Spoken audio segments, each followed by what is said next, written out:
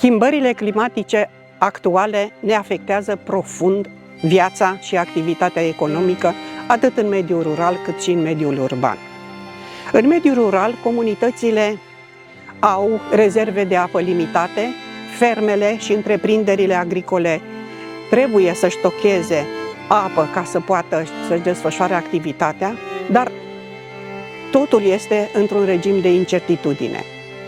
Prin calitatea mea viitoare de deputat, voi iniția un proiect legislativ care să creeze un sistem național de gestionare a apelor, de găsirea a unor noi surse de apă și de gospodărirea acestora, atât în mediul rural cât și în mediul urban.